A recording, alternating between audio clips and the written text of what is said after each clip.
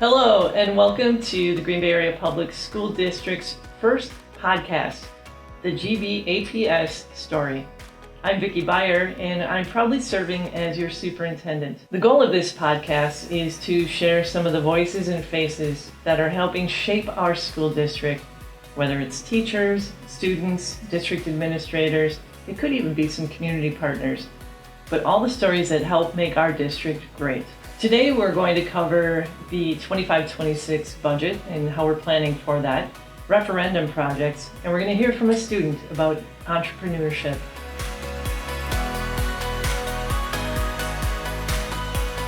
Joining me now is the district's Chief Operations Officer, Cale Pulczinski, and today we're going to talk about all of the referendum projects that are going on in the district. Actually, we won't talk about all of them. I hope not. Let's narrow that down a little bit, but we have a lot going on.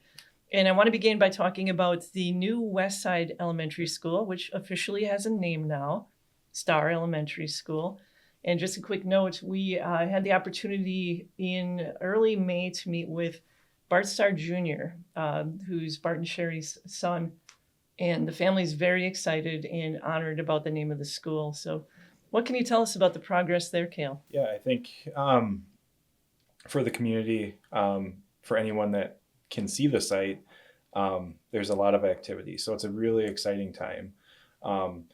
It was a very long design process, a lot of input to get where we are today. So to see it actually starting to kind of not necessarily take shape quite yet, but to see things moving around, action happening out on the site is really exciting. So specifically, what's happening on the site right now, you'll see some wells being drilled, some large rigs out there, and that's our geothermal system. Right. So that uses the Earth's temperature in combination with the heat pumps in the building to heat and cool that building, just using the Earth's temperature, which is really exciting. Our first Do a lot of schools do that? It's becoming more common, but there's not a lot. It's nice not being the very first. So we've been able to kind of see some of the issues that they've had with that. But it is a very reliable system if done right. But it's also a very green, energy efficient system as well. Yeah. So why it's really important for us to use. Yeah. But I think with our partners and our engineers on this project, I think we have this one right. Yeah. Yeah. So it's very exciting. And then you combine that. Obviously you're not seeing this yet, but this will have solar on the roof. So what happens with geothermal too, which is neat of this building, is we electrify the majority of the building. There's only natural gas for the backup generator. So no gas emissions with that building. But with the solar, that'll offset our increased electrical use of that building too. So that's where you kind of get to that like net zero. We won't be quite net zero, but we're going to offset a lot of that cost. We won't have any gas costs because of the geothermal, and then we'll offset that cost with and that energy use with our solar array. It's probably the way of the future. Yes. I think with our clean energy committee and moving towards that carbon footprint reduction, right. And you see the cities also on board with that. They have a resolution similar to ours, the Green Bay School District resolution to reduce that carbon footprint by 2050. And if you get a look inside of the fence, you already see footings and walls being poured for the foundation of that building, which is really exciting. And that's happened just from mid-April to now, how quickly we've gotten here. You'll see that going on for the majority of the spring. And then in July, you'll start seeing steel come out of the ground and the structure start to take shape. Wow. So all that being said, we'll be ready to open for the 26-27 school year. That's fantastic. Yeah. The design of Star Elementary School was very intentional. Can you talk about that a little bit? Our partner, our architect, Somerville, went into the process and got feedback from the community early on, feedback from the staff early on, and some of those high-level notes that really drove the initial design. There's a few points that I'll mention, but are very important to kind of how this building took shape. Yeah. One was the feel in the community. not having a structure or building that doesn't really fit with the community. Mhm. So when you see some peaked roofs, a single story, that is one way to fit into that community. Right. The other reason of a single story is another major piece to this, and that was kind of the accessibility of that building for all students. Mm-hmm. That is an school with a high population of special education. And being one floor, we can eliminate stairs, we can eliminate elevators, make it easy to get across that building on that one story kind of design. The other piece I'll say to that as well is when you do that single story design, it's big, rather large. Yeah. From a footprint standpoint, right? Yeah. Not tall right. in the community, but that footprint is rather large. So how we do that is kind of break out the classroom areas into pods and make sure services are available in kind of more a centralized location. Yeah. So we have classrooms kind of on each side of the building, and that's broken out into pods per grade level. And what that does is kind of give you your own little school within a school. Right. So if your student's going to that school, they don't have to worry about getting lost and things like that. It's going to be intentional in where they're going to be during the day, but also have a great community feel of being a larger school and take advantage of the pieces that more students bring to that. Yeah. So it could be a school of over 500, but it doesn't have that feel. Exactly. So that's the biggest project going on right now, but there's also going to be significant renovation at Doty Elementary and Chapel Elementary. And that plan is so that we can have consolidation of 2 other schools for the fall of 26. Can you talk about that a little bit? You're spot on, kind of increasing the capacity for those consolidations. The big piece you'll see at both is a new gymnasium at both to separate that cafeteria and gym classes and help that scheduling of additional students in that building. You'll also see community space, which is another larger space, and then just other accommodations, some additional classrooms, things like that. So those projects, one, Doty, design is finalized, bid out next week, actually. So we'll open those bids. Okay. And we'll start to break ground right after that. Chapel, right behind that, we're about 95% done with that. That will be bid out and started in June. That's a lot, but you have more projects going on. Yeah. Can you summarize those? Yeah, it's a little hard to summarize, but I would say what we're doing with our partners this summer is fairly unprecedented. I think, I don't know if we've approached this level of activity in a given summer. So it's really, it's exciting. It's a lot of work for a lot of people. But there's a lot of additional projects, and those are just a few highlights.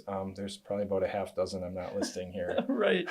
But they can go, audience members can go to the district website and see a list of all those projects going on. Yeah. And if you want, listen into the board meetings.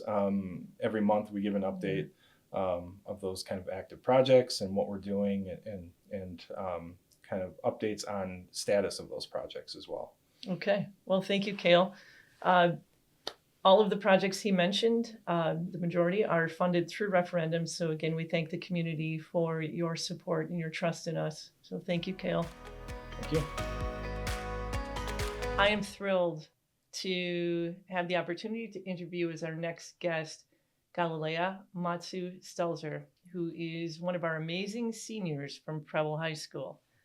I met you initially because you were in Mr. Bonetti's, which we could go on and on about how amazing he is. Mm-hmm. You're in his DECA program, or at least some of the classes. So right now I'm in his marketing co-op class, which is essentially just like advanced marketing. And he runs that. He's a really great teacher. Yes. I actually met him initially through DECA because he was my advisor, my DECA advisor, freshman and sophomore year, but recently he retired from that and we got a switch to Andrea Porter, who's also a really great advisor. Yeah, you're pretty lucky. Mm-hmm. Gallie, you've been at Preble your entire high school experience. What are some of your fondest memories or the greatest things that you really appreciate about Preble? From a general perspective, I really like the diversity that Preble has to offer. I feel like Preble is really different in the sense that you really get to meet all sorts of people. Yeah. Like the demographic is it has such a wide range. And meeting all these new people definitely gives you different perspectives to how people live their lives. It's not just everyone living the same life as you. Everyone has different things going on at home, at school, all that sort of stuff. But more specifically to me, I think Preble DECA has given me some of the best memories. Specifically this year, I qualified both for the state and the national competitions where I was doing an international business plan, and I was expanding this product into Norway. And just by making it to those competitions, I created lifelong memories with some of my best friends, and it was just a once-in-a-lifetime experience. It was so nice to have. So I had the chance to be a guest judge for one of your competitions. You had to come up with a campaign for Chick-fil-A. Yes. Can you talk about that? Your group was amazing. Thank you. So just an overview on that is that the new franchise owner of Bellevue's new Chick-fil-A location contacted my teacher, Mark Benetti, and they came up with a deal where we were going to do these marketing campaigns for Chick-fil-A because every year his co-op class does marketing campaigns for a certain business. So we chose Chick-fil-A, we contacted him. Then he was like, okay, it's not going to be just a full class project or an individual project. I'm going to divide you guys into 3 groups. So I was put in a group with, I want to say, 5 other girls who were all coincidentally my friends. And we decided to call ourselves She Innovate. Right. And the whole point of this was that it was a competition. He wanted us to put really hard work into it so that we would win against the other teams. So in this competition, you had to show a whole bunch of different slides. You had to show what the target market is, the demographics, what you want to do, what you want to implement, both digitally, both in person, social media ads, billboards, all that stuff that you really do use in the real world. Yeah. And we had a little less than a month to prepare, so we worked really hard at it, and then I forgot it was less than, it was a bit of a time crunch, but we all managed to get it done. And then when time came up, we had you, as well as, I want to say, 11 other judges come to Preble, and we presented in front of them, and then they kind of graded us. They gave us good feedback, bad feedback, just all that sort of stuff. Yeah. And a few days later, once all the feedback was given, we were able to see who got first place, second place, third place. And well, luckily my team got first place. Yay. So that was a really big accomplishment of my 4 years. Yeah. Yeah. They were all amazing. Your group really, really stood out, but they all did a great job. Did you have any learning experience from that, or an aha moment, or I wish we would have done this? I do feel like it was all overall a really good learning experience, because although in co-op we already do small assignments where it's like, oh, you have to present about this certain topic. So we do similar things in that class already, but just having to do it for a real life location for real people that are actually going to see your work definitely makes you want to take it up a notch. And it makes you want to think creatively and think, okay, this is my advertisement idea. This looks good. But how can I make that look better? How am I going to make an advertisement that's always going to catch someone's eye when they're coming off the highway, or when they're opening Instagram? How do I make something like that? So I just feel like the overall idea of knowing that real people were going to see our work just made all of us take it up a notch.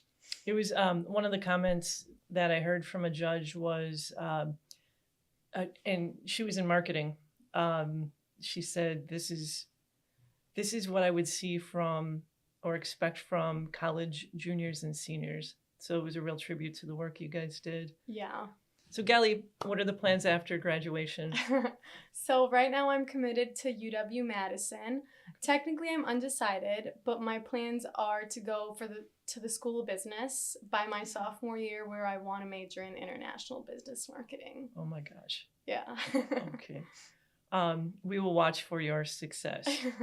I appreciate that. Yeah, this is Gallie. Again, she's one of our seniors at Preble High School, and she's the first of what we hope are many seniors that we're able to highlight on this podcast, so you can see some of the great things happening at Green Bay Area Public School District.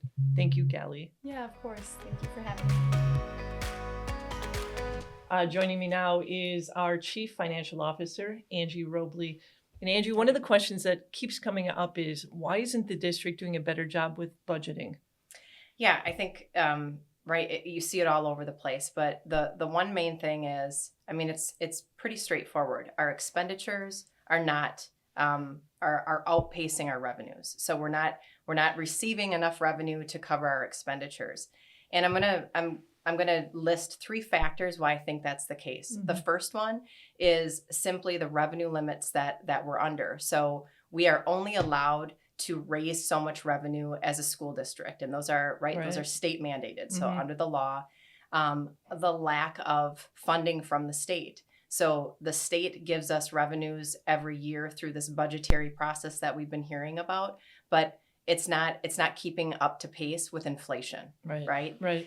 And so inflation costs, right, that affects us significantly, just like it affects you and me on a personal level, right? Going to the grocery store, groceries are more expensive.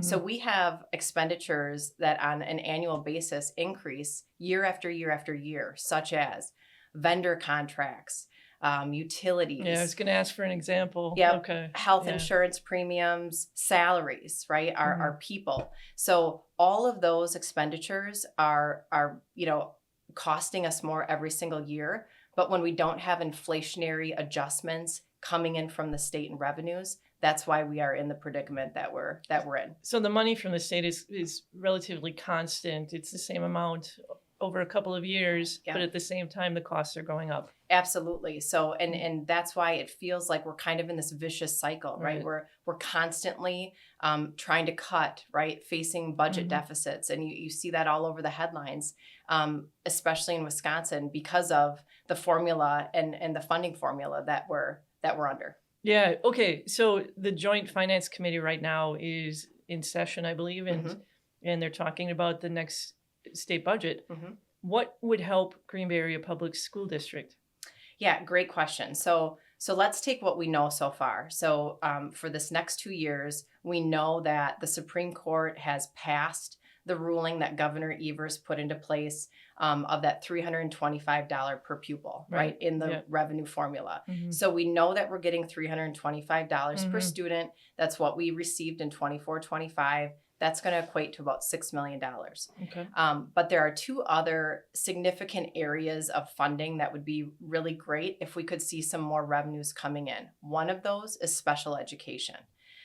So currently, and for the past several years, we set aside money, about $33 million a year from our operating or Fund 10 to transfer into Fund 27 to cover the costs. The Fund 10 is like a general fund? General fund, yes. So we transfer to support our special ed needs, right, and our students. So right now, what is being proposed is to double the reimbursement from the state, from 30%, which is what we receive now, to 60%, which would in turn relieve the pressure on Fund 10, right? So it would give us more money in Fund 10. We wouldn't have to transfer as much over to the special education fund, and then we could address, right, these inflationary costs and all of the things that we just talked about. Yeah, so back in the 80s, special ed reimbursement in Wisconsin was about 66%. Yes. So and now we're lucky if we're at 30. That's right. And so, right, that's where we're trying to get back to,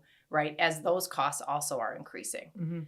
And another area that would be really beneficial to all districts, especially those low spending districts like Green Bay, is to raise that revenue or that revenue ceiling or in the revenue limit.